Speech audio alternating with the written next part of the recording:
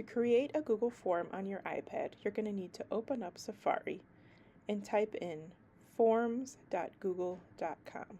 You cannot use Google Drive app for this. From there, you're going to start a new form from a blank form by clicking the plus in the left-hand corner. This will open up your new form. Your first step is going to be to name your form. So click where it says Untitled Form, erase that, and name it. In this case, I'm going to call it Survey for CES.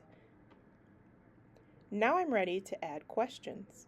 If you click the plus box in the top right-hand corner, right there, you can type in your question, and you can choose the type of answers you want. Multiple choice means people can pick one answer. If you click on the box that said add other, they can type in a very short answer. There are other types of questions where you can choose multiple answers. So if you choose checkbox, that means they can check multiple. You can still add other for people to type in a short other answer. If you want them to put in a whole sentence, you'll need to choose short answer or paragraph for a longer answer. The last option is just drop down, which is similar to the first one where they can just choose one answer.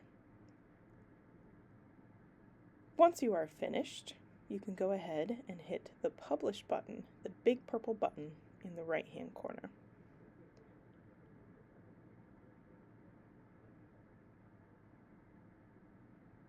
After it's published, you can click the link and copy that and send it all out to your class or friends or family members or anyone you would like to receive it.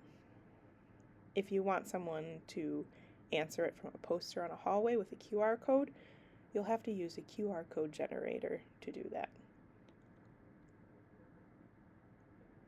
If you have any questions, feel free to ask your teacher or stop by the library and I'd be happy to help.